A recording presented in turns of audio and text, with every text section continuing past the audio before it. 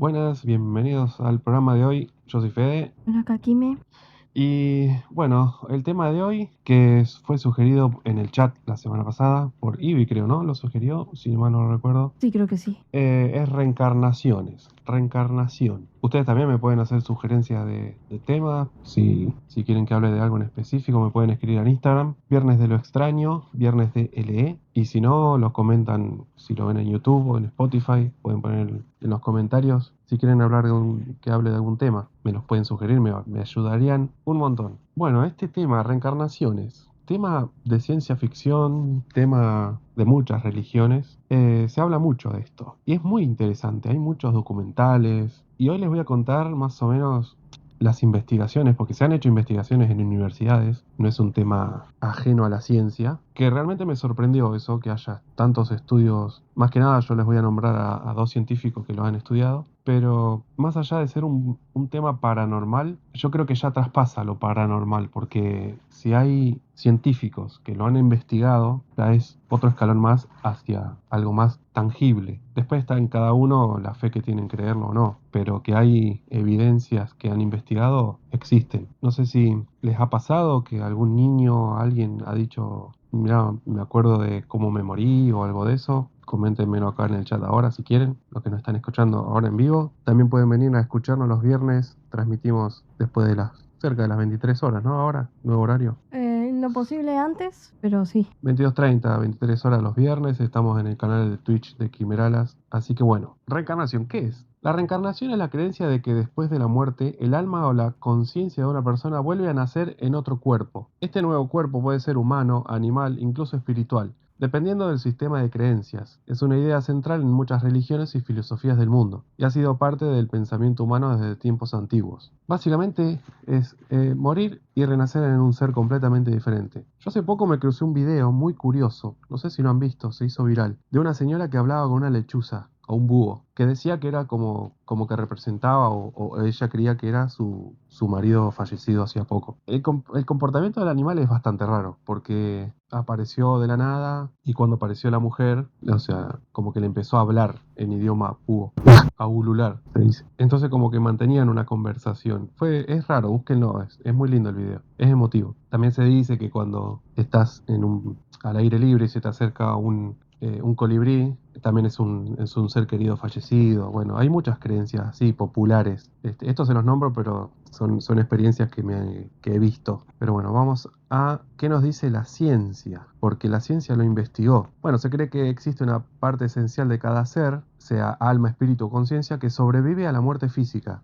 O sea, ustedes pónganse a pensar que ya de por sí nosotros somos energía. Está comprobado por la ciencia, obviamente. Y la energía no se destruye, sino que se transforma. O sea, en algo nos vamos a transformar. Cada uno después cree en que nos transformamos, ¿no? Bueno, esa esencia pasa por múltiples vidas, en lo que muchas religiones llaman el ciclo de los renacimientos o samsara. Después hay muchas creencias religiosas que creen en el karma. En muchas tradiciones, especialmente en las religiones de la India, como el hinduismo, el budismo y el jainismo, el karma o las acciones de una vida influyen en la forma y circunstancia de la siguiente. O sea, vos, si sos una mala persona, es muy probable que en la reencarnación siguiente te pasen cosas no muy gratas, o sea, como que tenés que sufrir el karma de lo que hiciste la vida anterior. Bueno, ahí les nombré un par de religiones que creen en las reencarnaciones, que es el hinduismo, cree que un alma es eterna, Atman, se dice el alma eterna, Atman, que renace continuamente hasta alcanzar la liberación. El budismo cree en un proceso de renacimiento, pero sin un alma fija, se habla de un continuo de conciencia, o sea, como que la misma conciencia va, tac, tac, va renaciendo, va haciendo un ciclo. El jainismo postula una reencarnación basada en el karma con el objetivo de liberar el alma. O sea, vos tenés que cumplir tu condena en la tierra, digamos. El sijismo también habla de reencarnaciones regidas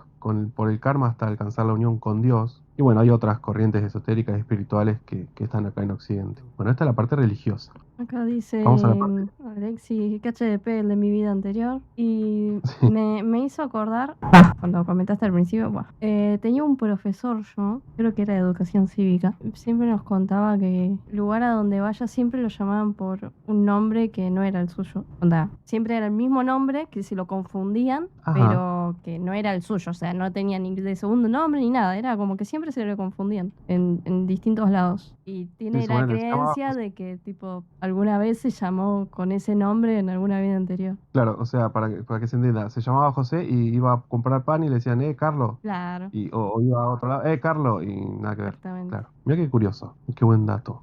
Bueno, como les decía, esto fue investigado por la ciencia, aunque ustedes no lo crean. Y la verdad que resultó en estudios buenísimos y muy interesantes. Uno de los investigadores fue Ian Stevenson. Entre finales de los años 60 y los 2000, Ian Stevenson recopiló alrededor de 2.500 casos de niños, principalmente entre 2 y 4 años, que afirmaron recordar vidas anteriores. Esto investigado en 50 países, o sea, en todo el mundo. Este hombre escribió un libro, el 20 Case Suggestive of Reincarnation. En ese libro hay 20 casos en profundidad de reencarnaciones posibles. Bueno, ¿cómo lo investigaba? Bueno, rastreaba los casos desde su inicio, entrevistar tanto a la familia del niño como a la de la persona fallecida para asegurar falta de contacto entre ellos, verificar información desconocida por los padres, correlacionar marcas de nacimiento o defectos congénitos con lesiones de la persona anterior. Eso yo lo sabía, yo no me acuerdo dónde, yo creo que lo vi en un documental, que dicen que las marcas de nacimiento, vieron las manchitas que tienen algunas personas por algún lado del cuerpo, hasta se dice malformaciones en la persona, se dice que son heridas de tu muerte anterior. O sea, Mira, se entiende, por ejemplo, si tenés una manchita en la frente es porque capaz que te dieron un balazo en la vida anterior. yo tuve una Yo esto lo vi- mancha justo casi detrás de la rodilla, no sé cómo se le menciona esa parte, así que no Claro, sé o qué sea, pasaría. serían como lesiones que provocaron tu muerte en tu vida anterior y te quedó como la marca. Eso yo lo sabía, o sea, era como una creencia, así, un mito. Bueno, concluyó que la opción más viable para explicar ciertos casos de la reencarnación por la ausencia de explicación fraudulenta o psíquica convencional. O sea, el tipo no creía en la reencarnación, pero la estudiaba, porque no es normal que un nene de 2 años se despierte y te diga, mamá, yo me llamaba José Pérez y era camionero en Tucumán. O sea, ¿de dónde el nene de 2 años saca esa información? Yo ahora les voy a contar, después de esta introducción de la ciencia, de esta información, yo les voy a contar casos y son realmente muy increíbles. Que vos decís, un nene no puede tener ese grado de conocimiento sobre la vida de otra persona. O sea, es imposible. Bueno, esta investigación la siguió otro científico que se llama Gene Tucker. Bueno, como les decía, continuó el trabajo de la División de Estudios Perceptuales, anteriormente de personalidad, centrándose en casos principalmente en Estados Unidos. En su libro Life Before Life presentó un repaso de más de 40 años de investigación, destacando que las experiencias incluyen recuerdos, coincidencias en marcas de nacimiento y comportamientos específicos no adquiridos en esta vida. En el libro, porque escribió otro, Return to Life, detalló casos como el de James Leininger, yo les voy a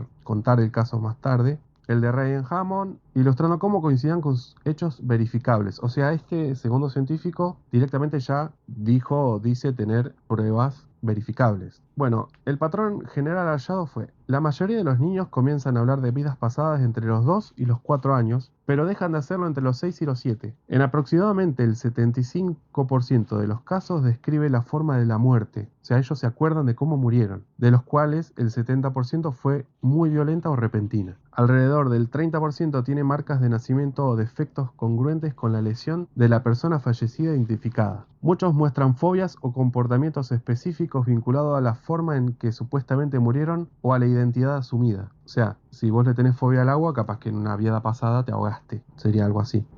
Esto es un estudio científico, ¿eh? Por eso yo me quedé helado. Yo no conocía que había llegado hasta las universidades más prestigiosas este estudio. Yo debo tener 1000 vidas porque tengo 800 fobias, ¿vale? De hecho, eso existe. Hay un caso, yo les voy a contar, por ejemplo, hay caso de los niños índigo que se les dice, que es como cada vida que vos vivís se va acumulando tu experiencia, tu inteligencia, tu fortaleza, todo eso se va acumulando con cada vida. Sos como un avatar, ¿vieron Avatar? ¿Sí? Bueno, entonces vieron que cada vez que renace y como que cada vez más poderoso por sus vidas pasadas. Bueno, es casi lo mismo. Vas juntando experiencia, entonces cada reencarnación sos más inteligente o sos más experto o tenés un don más grande. Hay más conocimiento de por medio. Exactamente, vas adquiriendo más conocimientos. Bueno, Y hay un estudio reciente que es del año pasado. Dice, un estudio clínico documentado incluyó declaraciones de un niño con 13 afirmaciones, de las cuales 9 resultaron correctas, incluido modo de muerte y objeto personal del fallecido. Además tenía una concavidad occipital compatible con una herida por arma de fuego. O sea, tenía la misma herida o la marca exactamente en el lugar que tenía el familiar fallecido. O sea, supuestamente un familiar reencarnó en este niño. Este caso yo lo encontré, pero todavía no está muy estudiado, no hay mucha info, yo por eso no lo agregué. Acá dice Weber, comentando a lo anterior, lo que se dice un alma vieja. Exactamente, un alma vieja.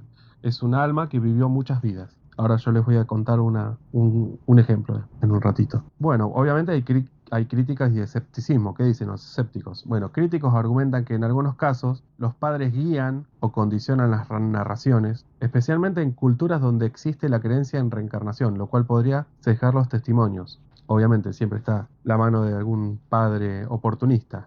Es como yo siempre les digo, es el 95-5. Es 95% puede ser falso, pero tenemos ese 5% que no podemos desmentirlo. También se señala la posibilidad de fantasía infantil, influencia cultural y prejuicios del investigador en la sección de datos. También puede ser.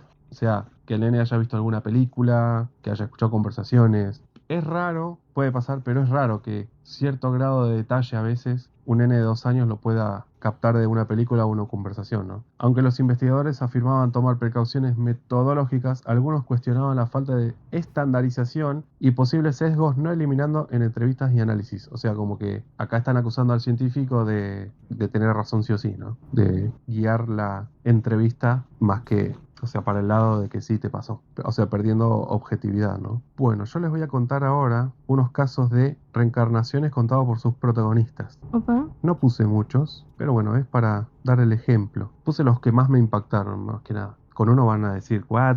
Y yo también dije, ¿what?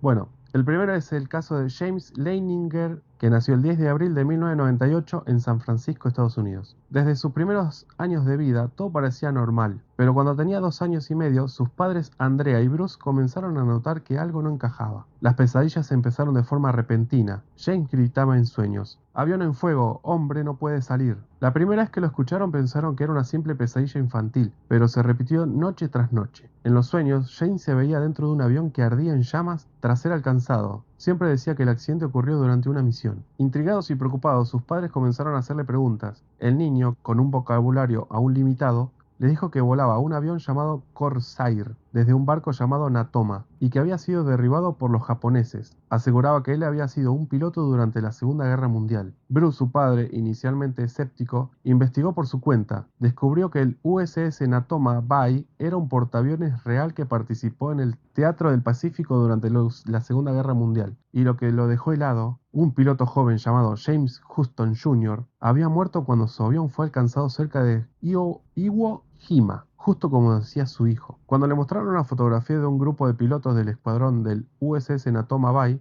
James señaló con firmeza a uno de ellos y dijo: «Ese soy yo». Ese piloto era precisamente James Houston Jr. Andrea, su madre, relató que su hijo sabía detalles imposibles para un niño. Por ejemplo, cómo se ensamblaban los aviones Corsair o que estos solían tener problemas con las ruedas delanteras, algo que solo los pilotos experimentados sabían. Incluso identificaban partes específicas del avión que nunca habían sido vistas físicamente. Lo más perturbador llegó cuando dibujó con crayones una y otra vez aviones en llamas, con detalles como la insignia de la Marina de Estados Unidos y portaaviones con nombres exactos. En uno de los dibujos escribió James 3, y cuando su madre le preguntó qué significaba, respondió: «Porque soy la tercera James. Yo soy James 3. James Houston era James 2». El caso captó la atención del Dr. Jim Tucker, especializado en casos de reencarnación documentados. Es el científico que les nombré anteriormente. Tucker entrevistó a la familia y declaró: «Este caso tiene todos los elementos típicos de las memorias de vidas pasadas. Recuerdos detallados, comportamientos consistentes, conocimientos verificados y emociones intensas. Y en este caso, la correspondencia entre los recuerdos del niño y los hechos históricos es extraordinaria». El Dr. Tucker recopiló más de 50 detalles que James mencionó y que coinciden con la vida y muerte del piloto Houston. Ninguno de estos datos había sido enseñado al niño, ni estaba fácilmente disponible para un niño tan pequeño en una época previa al acceso libre a Internet. Además, James parecía tener una relación emocional con la familia Houston.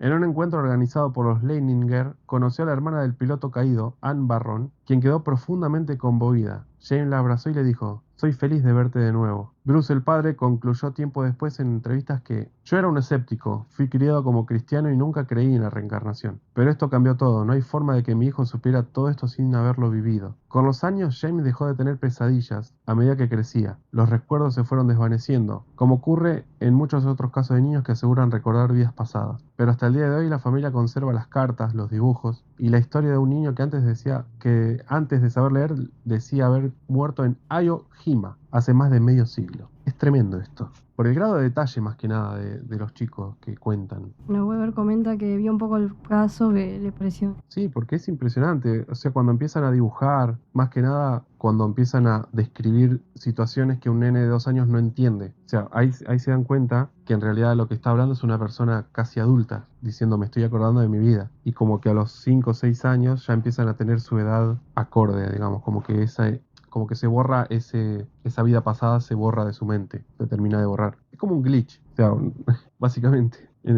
Hay personas que nacen bugueadas y recuerdan la vida anterior. Bueno, el segundo caso que les traigo es el de, nombre difícil, Swarlata Mishra. Swarnlata Mishra. Swarlata Mishra. En la India, de mediados del siglo XX, una niña llamada así, no lo pienso volver a repetir, comenzó a mostrar signos que desconcertaron a su familia y más tarde a investigadores de todo el mundo. Swarlata nació en 1936 en Jagpur, una pequeña aldea del estado de Madhya Pradesh. Desde muy pequeña, entre los 3 y 4 años, comenzó a relatar con fluidez detalles de una vida pasada en una ciudad desconocida para su entorno. Decía que su verdadero nombre era Villa Patak, era más fácil como se llamaba antes, ¿viste? Que había vivido en la ciudad de Katni, a más de 160 kilómetros de distancia, y que había muerto a los 9 años. Contaba que había vivido en una casa blanca con puertas de hierro, que su padre se llamaba Pandik Kedarnath Patak, que tenía 2 hijos y que había aprendido a bailar y cantar. O sea, ella tenía 2 hermanas o 2 hermanos en su vida anterior. Claro, ya cuando esto es tanto detalle da a dudar, porque es tremendo el detalle que está dando, hasta el nombre del padre dio. Bueno, cuando tenía unos 10 años, Swarlata y su familia viajaron por casualidad cerca de Katni y al pasar por ciertas zonas la línea comenzó a mostrar signos de reconocimiento muy claros. Le pidió al conductor que tomara ciertos desvíos y dirigió al grupo por calles que nunca había visitado, hasta llegar a una casa que ella afirmó era su antigua residencia. Una vez en la ciudad se encontraron con los Patak, la familia de Villa, quienes aún vivían allí. Swarlata identificó a varios miembros de la familia sin dudar, incluyendo al hermano mayor de Villa, al que llamó por su apodo infantil, y reconoció a una sirvienta que había trabajado con ellos años atrás. Los Patak estaban sorprendidos. La niña conocía detalles íntimos y secretos familiares que no estaban registrados en ningún lado. Por ejemplo, mencionó que había escondido 150 rupias detrás de una viga de madera en la casa, aunque el dinero no se halló en el lugar exacto. La viga sí había sido cambiada tras su muerte, según confirmó la familia. Swarlata también identificó a una amiga cercana de su vida pasada y describió con exactitud una marca de nacimiento que tenía en su muslo, algo que solo Villa sabía. El caso atrajo la atención del doctor Stevenson, el que yo les nombré anteriormente, quien dedicó décadas a investigar supuestos casos de reencarnación infantil. Stevenson entrevistó a más de 40 personas implicadas, incluyendo a ambas familias. Documentó todo el caso con grabaciones, fotografías y testimonios filmados. Stevenson escribió en su informe: Swarlata presentó más de 50 recuerdos verificados y con precisos de una vida anterior. Ninguno de estos detalles pudo haber sido conocido por ella por medios normales. El grado de conocimiento emocional que mostró ante la familia Patak es también indicativo de una fuerte conexión. La familia Patak aceptó a Swarlata como la reencarnación de Villa y mantuvieron contacto durante años. En visitas posteriores, Swarlata continuaba reconociendo a personas del círculo íntimo de su vida pasada, usando apodos antiguos y recordando sucesos familiares menores como enfermedades, eventos sociales e incluso disputas. Cuando se le preguntaba cómo sabía todo aquello, Swarlata simplemente respondía: lo recuerdo, es como si hubiera soñado, pero no es un sueño. El doctor destacó el caso como uno de los más sólidos en más de 2.500 investigaciones de reencarnación. A medida que creció, Swarlata conservó sus recuerdos de su vida pasada sin trauma alguno. Se convirtió en una mujer educada y respetada en su comunidad y siguió afirmando, incluso en edad adulta, que había sido Vaya Patak en otra vida. Tremendo. Creo que este es el caso con más detalle. Yo este caso lo vi en un documental. Está el documental filmado. Y sí, es tremendo. O sea, no, si bien no hay similitudes físicas, dicen que hacía hasta los mismos gestos, caminaba igual, bueno, tenía muchos similitudes con la persona anterior. Por eso digo, este tema me hizo como la cabeza. Cuando empecé a investigarlo a mitad de semana, el otro día que empecé a ver videos, me empecé a informar, dije, ¿pero qué es esto? ¿En qué mundo me estoy metiendo? Saludito ahí Es a Caro del Rey, que pasó hace un rato. mi amiga Belu, hola, Carito, nuestra oyente más fiel, me ayuda, pero de hecho hoy voy a contar un caso que le pasó a ella. Una genia, me reayuda, le pregunta a sus compañeros de trabajo casos, no, la verdad que le debo un montón, me reayuda con el podcast. Sigo con el próximo caso, el caso de Shanti Devi. Shanti Devi nació el 11 de diciembre de 1926 en Delhi, India. Desde muy pequeña, alrededor de los 3 años, comenzó a decir cosas que desconcertaban a sus padres. Afirmaba que su verdadero hogar no era Delhi, sino una ciudad llamada Mathura, ubicada a unos 145 kilómetros al sur. Decía que allí tenía un esposo llamado Kedarnath, que había muerto poco después de dar a luz a su hijo, y que su nombre verdadero era Ludmi o Ludchi Devi. Mira vos, el mismo apellido. Describía su antigua casa, a su marido, la tienda de telas que él tenía, el barrio y hasta las complicaciones médicas que tuvo durante el parto, con solamente 3 años. Sus padres, primero escépticos, comenzaron a tomarla más en serio cuando la niña señalaba que esa no era su casa y cuando se negaba a comer ciertos alimentos que decían que no comía en su vida pasada. A sus 9 años, un familiar decidió investigar por su cuenta. Viajó a Mathura y con los datos que Shanti le había dado, logró encontrar a Kedarnath Chaube, quien efectivamente había tenido una esposa llamada Ludchi Devi, fallecida tras dar a luz 9 años antes, justo cuando Shanti había nacido. Kedarnath decidió viajar a Delhi para conocerla. Para probarla llegó con otra persona haciéndose pasar por él, pero Shanti lo ignoró por completo y sin dudarlo se acercó al verdadero Kedar y lo llamó por un apodo íntimo que solo su esposa fallecida conocía. Incluso mencionó detalles íntimos de su vida marital que lo dejaron estupefacto. Que una nena de 3 años te diga todo esto, turbio primero. Después Shanti también reconoció a su hijo de la vida anterior, quien ya era un niño de unos 10 años. Lo abrazó llorando. Según testigos, su actitud no era la de una niña jugando o imitando, sino la de una madre conmovida al reencontrarse con su hijo. El caso ganó tal notoriedad que llegó hasta el mismísimo Mahatma Gandhi, quien organizó un comité de investigación oficial para determinar si era un fraude. Este comité viajó con Shanti a Mathura en 1935. Lo que presenciaron los dejó desconcertados. Durante el viaje, Shanti reconoció calles que nunca había visitado. Señaló sin error la ubicación de su antigua casa, de la tienda de telas de su esposo, de un templo que solía frecuentar y de la clínica donde había dado a luz. Nombró a vecinos, sirvientes fallecidos y relató hechos familiares que fueron verificados como ciertos. El comité redactó un informe oficial afirmando que no existía posibilidad lógica de que la niña conociera esos datos por medios normales. El informe concluyó: la única explicación plausible para la exactitud de sus recuerdos es que la niña es, en efecto, la reencarnación de Luchi Levy. Más adelante el caso fue analizado también por el Dr. Stevenson, quien lo destacó como uno de los más impresionantes y documentados, y también por Sture Lonnertrad, periodista sueco que lo investigó y lo consideró una prueba contundente de la reencarnación. Durante su vida, Shanti continuó afirmando que era Ludfi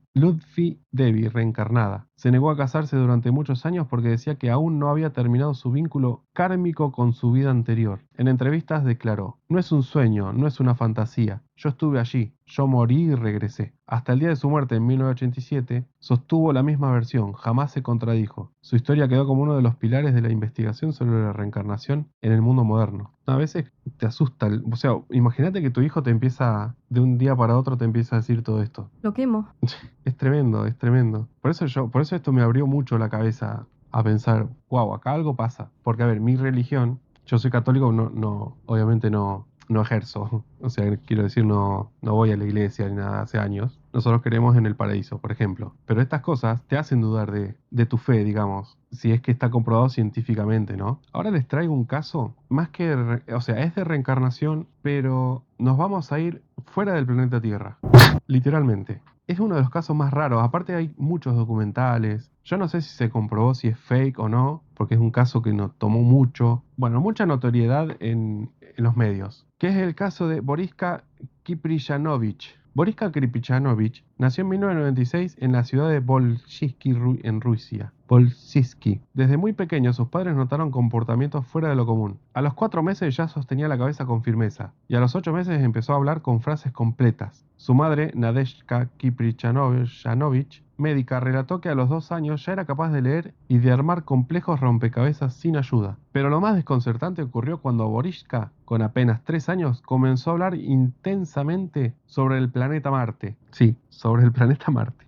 Afirmaba que él había vivido allí en una vida anterior y que había sido un piloto de naves espaciales en una civilización marciana altamente avanzada. Ya nos fuimos, pero nos pasamos 3 pueblos con esta historia. Pero es interesantísima, porque encima está registrado en entrevistas, en la tele, en documentales. Estuvo en todos lados este nene. Según sus palabras, viví en Marte antes de venir a la Tierra. La atmósfera era diferente. Nuestra tecnología nos permitía viajar en naves grandes por el espacio. Había guerras y todo terminó muy mal. Contó que los marcianos eran altos, de piel roja, vivían bajo tierra y respiraban dióxido de carbono. Dijo que la destrucción nuclear fue lo que acabó con la superficie del planeta y que él mismo había participado en misiones de reconocimiento a la Tierra, específicamente a Egipto, cuando la humanidad aún estaba en una etapa primitiva. Todo esto con 3 años. Sus padres aseguraban que nunca le enseñaron nada sobre astronomía o civilizaciones antiguas, y que incluso no tenían televisión por cable ni acceso a internet. Sin embargo, Boriska hablaba con soltura sobre la gran esfinge de Giza, afirmando que hay una cámara secreta detrás de la oreja de la esfinge. Se puede abrir si se acciona un mecanismo escondido detrás de ella. Yo no sé si se habrá comprobado esto. Cuando le preguntaron cómo lo sabía, su respuesta fue: lo vi, estuve allí. Si alguien en el chat sabe de este caso o si lo escuchan, porque esto es atemporal en YouTube y en Spotify, si esto es fake, por favor me lo comentan, porque es impresionante. Yo vi el video, vi las entrevistas y es el nene el que habla, nadie lo guía, nadie nada. En entrevistas posteriores, el niño explicó que los marcianos se reencarnan periódicamente y que algunos de ellos están ahora sobre la Tierra para advertirnos sobre un posible destino similar. Según él, la humanidad está avanzando por el mismo camino de destrucción que acabó con su civilización anterior. Las afirmaciones de Boriska llamaron la atención de medios rusos y posteriormente de investigadores internacionales. Uno de ellos fue el periodista Gennady Belimov, quien escribió varios artículos sobre el niño y organizó encuentros para escucharlo hablar. Belimov dijo en una entrevista: Boriska hablaba con una autoridad y precisión que no es normal en un niño. Es lo que yo le decía, esta semana vi videos de este nene y es impresionante con la soltura con la que habla de estas cosas. Daba detalles técnicos sobre sistemas de propulsión, campos magnéticos y eventos históricos que no estaban en los libros escolares. También mencionaba datos astronómicos que años después se comprobaron como correctos. Por ejemplo, habló de la existencia de una luna perdida de Marte que aún no ha sido descubierta oficialmente y aseguró que el conocimiento real del universo está distorsionado en la Tierra. A medida que creció, Boriska se volvió más reservado y ya adolescente evitaba hablar públicamente del tema, pero sus padres afirman que nunca negó lo que había dicho en su infancia, solo que la gente no está lista para la verdad, como él mismo dijo. Según su madre, él sabe quién fue y sabe qué vino a hacer aquí, pero está esperando el momento adecuado para compartirlo en el mundo. Hoy Boriska sigue siendo una figura misteriosa, muchos los consideran un niño prodigio o incluso un niño índigo. Voy a hacer un programa con niños índigo.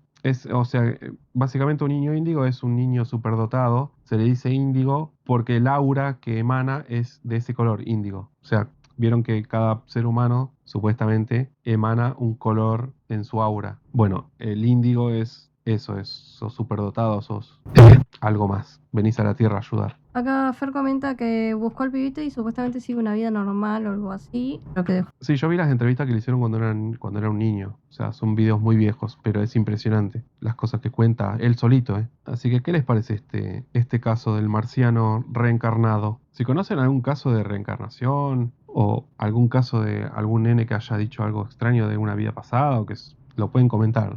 Insisto, también si me quieren sugerir algún tema, así como Ivy, que encima hoy no vino a escucharlo, pero bueno, lo escucharán en el podcast, en YouTube o en Spotify. ¿Me quieren sugerir algún tema? Yo lo investigo, me lo proponen, me van a ayudar un montón. Me pueden escribir a Viernes de lo Extraño al Instagram o lo pueden comentar en el video de YouTube o en Spotify. Yo lo voy anotando. También si te pasó algo extraño, si tenés alguna experiencia paranormal, la podés contar con nosotros. El año pasado hubo varias personas que se animaron. Este año más que nada fueron escritos, pero fueron bastante interesantes también. Así que te animo a que lo cuentes, si querés por audio, escrito, y si te animás, podés venir en vivo a contarlo con nosotros acá a la llamada, así que te animo a que lo hagas. Weber comenta, interesante ese caso, se tendría que investigar más. Coincido.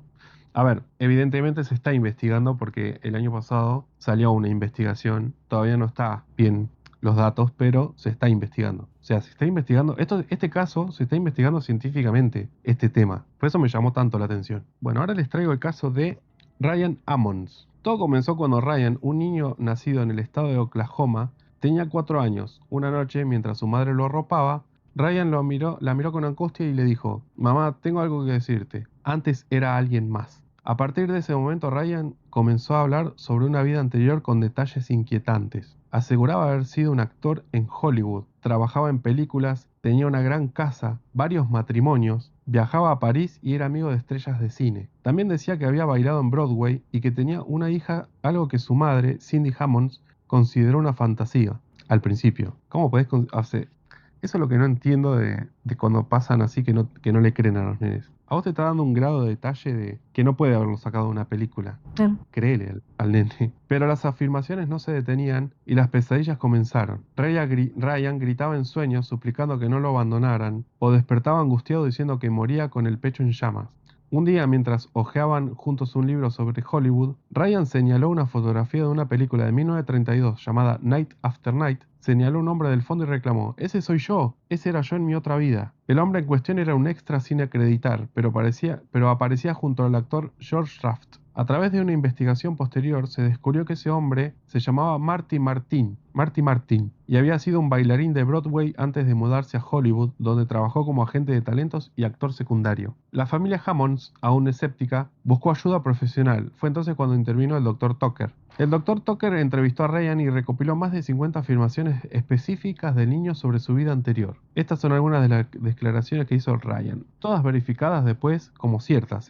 Dijo que vivía en Hollywood en una gran casa con piscina. Aseguró que viajó a París en varias ocasiones, confirmado en el registro de viajes. Dijo que tenía un Cadillac verde y que trabajaba con gente importante del cine. Afirmó que tenía una hija, y efectivamente, Martin tuvo una hija biológica. Dijo que murió a los 61 años. Lo curioso es que los registros oficiales decían que Martin había muerto a los 59, pero cuando el doctor Tucker revisó los documentos originales, descubrió que la edad real de Martin había sido mal registrada, o sea que Ryan tenía razón. El doctor Tucker declaró en una entrevista, este caso me sorprendió. Ryan recordó detalles que ni siquiera estaban disponibles en internet. Tuvimos que investigar en archivos físicos, buscar certificados de defunción, entrevistar a familiares y todo coincidía con lo que él decía. La hija biológica de Marty Martins fue localizada y tras algunas conversaciones con los investigadores confirmó la mayoría de los recuerdos que Ryan describía. Aunque no se reunió directamente con él, admitió estar profundamente impresionada. Cindy, la madre de Ryan, dijo en una entrevista, no lo podíamos creer, era como si mi hijo viviera entre dos mundos. No era un juego, no era fantasía, él estaba angustiado y necesitaba cerrar algo pendiente. Después de compartir sus recuerdos y realizar el proceso de investigación, los recuerdos de Ryan comenzaron a desvanecerse, como ocurre con muchos casos documentados de niños que recuerdan vidas pasadas. El Dr. Tucker concluyó en su estudio, si uno observa el caso de forma neutral, hay demasiadas coincidencias para que sea casualidad. La única explicación plausible es que la conciencia, de alguna manera que aún no entendemos, puede trascender una vida y pasar a otra. Hoy en día, Ryan es un adolescente que lleva una vida normal, pero su historia sigue siendo uno de los casos de reencarnación mejor documentados del siglo XXI. Tremendo, dice Weber por acá. Alexis pregunta, ¿ustedes se acuerdan cuando tomaron conciencia? Onda, desde el primer recuerdo, porque conciencia es un montón, pero sabría decir. O sea, algunos tienen recuerdo de más chicos, supongo, pero cuando se dieron cuenta, estoy vivo. Ok, Acá estoy. ok, Fede. Acá una pregunta para todos. Alexis, ¿ustedes se acuerdan cuándo tomaron conciencia? ¿De cuándo se dieron cuenta de que eran un ser vivo? Así decirse. Difícil. ¿Qué sería? Como recordar el primer recuerdo que tenés de tu vida. Eso algo mismo así. dije yo, pero un recuerdo no sé si es lo que te hace consciente al fin y al cabo, ¿no? El primer pensamiento no sé, de autopreservación. La verdad que no, o sea, claro, porque sería recordar el primer recuerdo y yo tengo un primer recuerdo, pero no me acuerdo qué edad tenía tampoco. Yo recuerdo que todavía no caminaba. Estaba en un parque, en la cuna, che, perrito. Y yo tengo un leve recuerdo como un corralito.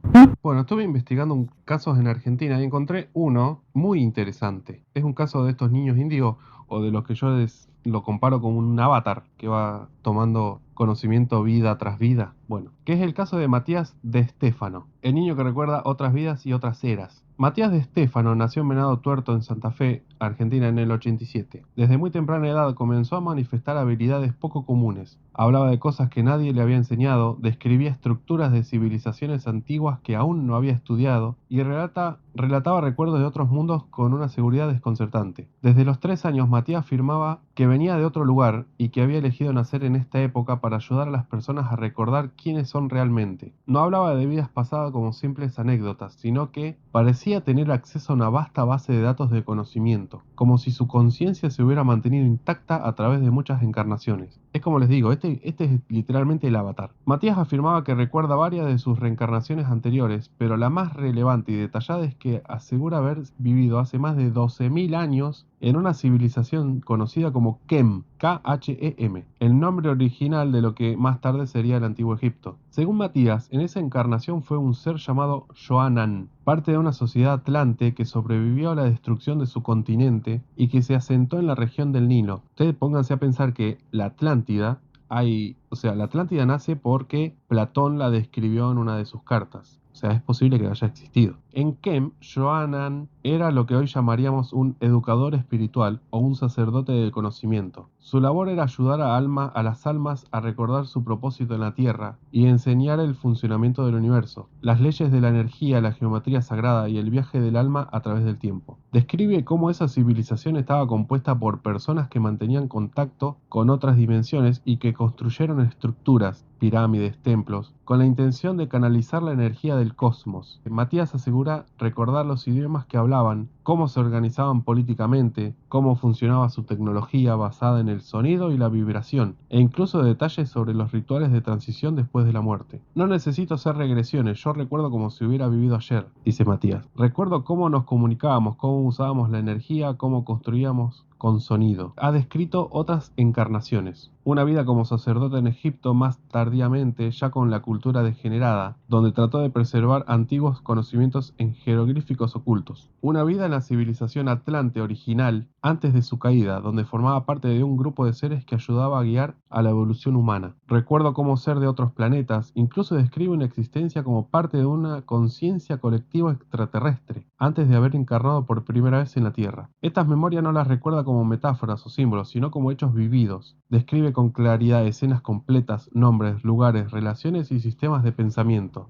Matías explica que su capacidad de recordar proviene de estar conectado con lo que él llama el registro akáshico, una especie de gran memoria universal donde todo lo que ha sucedido queda almacenado. Según él, algunas personas tienen acceso parcial a estos registros, pero él tiene una especie de permiso para traducir esa información y compartirla con el mundo. Yo soy como un traductor, mi trabajo es bajar información que está allá arriba y ponerla en palabras humanas para que otros puedan comprenderla, nos dice. Aunque su caso ha sido discutido en múltiples foros, documentales y conferencias, no hay médicos ni psiquiatras conocidos que lo hayan diagnosticado clínicamente con síndrome de recuerdos falsos ni con enfermedades mentales. Tampoco se ha probado lo contrario, ¿no? Hoy en día, Matías ha fundado el proyecto Arsashian y ha creado centros de conciencia donde enseña lo que recuerda. También ha recorrido el mundo compartiendo su mensaje y participó en una serie documental de Gaia TV llamada Initiation, donde relata en profundidad sus memorias y la historia cósmica del ser humano. A ver si te leo lo de Fer.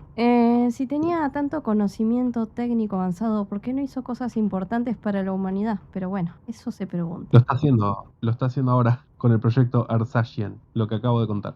Acuérdense que hay intereses políticos en todo, muchachos. No es todo tan fácil. No es venir y decir, tengo el secreto de la vida. No, no es tan fácil. Ojalá fuera así de fácil. Hay muchos intereses de por medio. Así que bueno, espero que les haya gustado el tema de hoy. Voy a leer el caso de Caro que me lo mandó y quiero leerlo así ya ella lo puede escuchar en vivo. Te consulto, ¿tenés la supuesta teoría de Shakespeare con Anne Hathaway? Ah, no, pero eso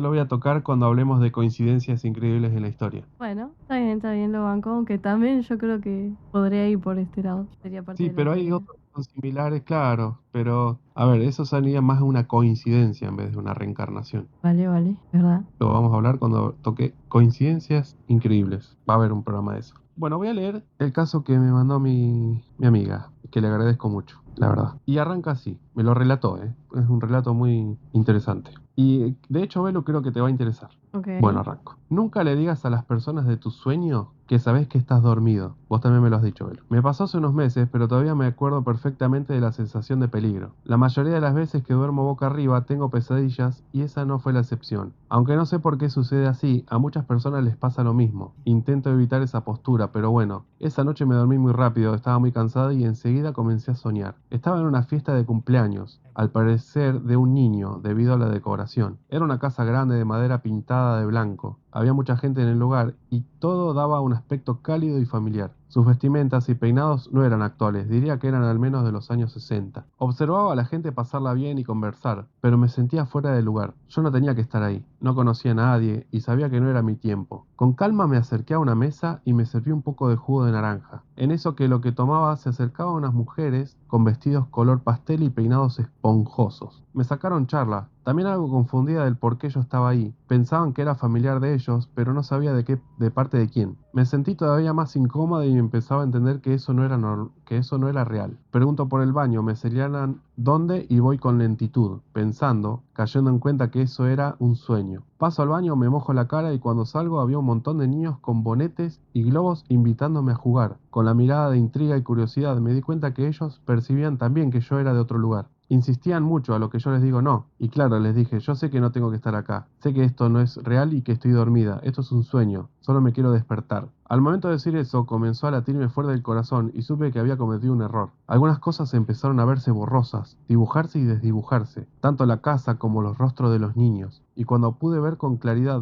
todos ellos tenían una sonrisa grande y macabra, con ojos casi blancos. Se formó una sombra detrás de ellos, que rápidamente parecía trepar por las paredes y todo el ambiente en cuestión de segundos fue oscuro. Intenté entrar al baño y encerrarme, pero no abría. Solo sentía sus manos intentando arrastrarme de esa oscuridad y después de tanto gritar que me soltaran, pude despertarme. Con la respiración agitada en plena madrugada, me costó mucho volver a dormirme esa noche. Tiempo después vi un video sobre una chica que decía que nunca había que avisar a las personas de tus sueños que sabe que estás soñando porque rompes una pared en la realidad donde puedes entrar a un infierno del que no puedes salir y después de eso no puedes volver a ser la misma persona de antes en el mundo real, ya que internamente te consume la oscuridad. Vaya. Les quiero agradecer porque tremenda historia le ha pasado y gracias por contarlo acá. Si te pasó algo similar me lo podés contar así como hizo Caro, una fiel oyente. Me pueden escribir al Instagram, Viernes de lo Extraño, Viernes de Lee. Lo pueden comentar en los comentarios de YouTube, de Spotify. Le pueden escribir a Quimeralas también y nos cuentan. Bueno, de nuevo, gracias, Caro. Alice dice que lo hizo. Fer, bueno, le parece re loco de darse cuenta que estás en un sueño. Alexis que suele soñar mucho lo que es multiverso, como que es él, pero que está con una vida diferente. Y Sí, voy a hacer un programa nuevo de sueños, así que... hace rato lo venís diciendo, yo no lo Sí, sí, veo, en algún momento... Ah.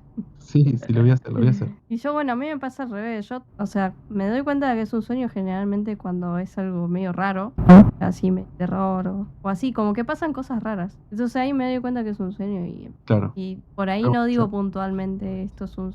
O sea, en realidad sí lo digo. Es como, total es un sueño y es como que, bueno, controla todo. Claro, dicen eso, como decía el... Pero yo lo descontrolo, o sea, en ese sentido. Es como que, como Claro. que suelto cadenas y... Bueno, algo de rompo todo. esto, claro, lo que le pasó a Belu o lo que te pasó a vos, pasó en la película de Inception, o sea, en El Origen, la película de, ¿cómo se llama el actor? Se me fue el nombre. Leonardo DiCaprio. ¿Vieron la peli de Leonardo DiCaprio? El Origen. En una parte, Sección de spoilers habilitada. ellos como que las personas que se ven en el sueño son proyecciones de su conciencia. Entonces, cuando ellos empiezan a darse cuenta de que están soñando, esas personas se vuelven malignas y empiezan a atacarlos. Más o menos como le pasó a Caro, algo así. Así que esa peli como que entra un poquito ahí en esa teoría o en esos casos. Tengo la noticia de la semana. Esto lo habrán visto porque salió en todos lados, que es la muerte de Dan Rivera, el investigador paranormal, ese que falleció, que estaba vinculado con la muñeca Annabelle. No sé si alguien vio la noticia. Ahora les cuento qué pasó. Dan Rivera, de 54 años, era investigador paranormal y custodio de la famosa muñeca Annabelle del Museo de Ed y Lorraine Warren. El domingo 13 de julio del 2025, Rivera fue hallado sin vida en su habitación de hotel en Gettysburg, Pensilvania, mientras participaba en la gira Devils on the Run, que exhibe en vivo la muñeca Annabelle. O sea, estaba de gira con la muñeca, ¿se entiende? O sea, la estaba paseando por diferentes lugares. La policía estatal reportó que no se hallaron indicios de actividad sospechosa. Se le realizó RCP, pero no se pudo reanimar. El forense y la policía consideran la muerte natural, aunque aún se espera el resultado de la autopsia. Esto pasó hace unos días nomás. Annabelle no estaba en la habitación al momento del deceso, permanecía en un vehículo en el estacionamiento del hotel. Así que bueno, otra muerte vinculada o sea, la muñeca es obviamente diferente a la de la película en forma, pero sí se le atribuyen varias cositas raras como muertes inexplicables, como la de este pobre hombre. Así que bueno, chicos, espero que les haya gustado el tema de hoy, que me lo han sugerido gracias a Eve que me lo sugirió. Lástima que no está. Así que bueno, nos veremos en el próximo programa, no sé de qué será, pero todavía hay temitas para hablar, hay bastante. Pero bueno, los invito a sugerirme y a contarme también sus experiencias. Muchas gracias, chicos, hasta la próxima. Yo